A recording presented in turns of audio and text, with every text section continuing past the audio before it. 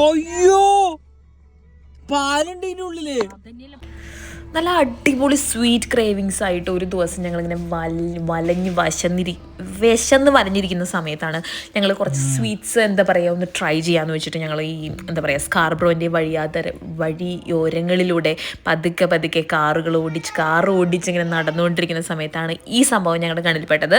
നൊന്നാലിയ Italian desert. അപ്പോൾ അതൊന്ന് ഞങ്ങൾ ഒരു തിരമിസുമാണ് വാങ്ങിച്ചത്. ഒരു നോർമൽ തിരമിസു, ഒരു അത്രയും ഇങ്ങനെ പൊളിയൊന്നുമല്ല, എന്നാലും കുഴപ്പമില്ല, അത്യാവശ്യം അഡ്ജസ്റ്റ് ചെയ്യാൻ പറ്റുന്ന ഒരു തിരമിസു. അത് കഴിഞ്ഞ് പിന്നെ ഞങ്ങൾ നെക്സ്റ്റ് സ്വീറ്റ് കഴിക്കാൻ പോയത് ടൈഗർ ഷുഗർ എന്ന് പറയുന്ന അത്യാവശ്യം കുഴപ്പമില്ലാത്ത ഒരു ടൈഗർ ഷുഗർ. പക്ഷെ ഞങ്ങൾക്ക് വേണ്ട ഒരു സാധനങ്ങളൊന്നും അവിടെ ഇല്ലാത്തതുകൊണ്ട് തന്നെ അത് അത്യാവശ്യം ഈ ഒരു സാധനം മാത്രമേ ഞങ്ങൾ അവിടെ നിന്ന് വാങ്ങിച്ചുള്ളൂ, ഒരു ക്രിസ്പി സാധനം. ഇത് തേർഡ് സ്പോട്ടാണ്, ഞങ്ങൾ പോയ തേർഡ് സ്പോട്ടാണ് ഇപ്പോൾ ഈ കാണുന്നത്, ഡി സ്പോട്ട് കഫേ എന്ന് പറയുന്നത്. അത് പൊളിയായിരുന്നു.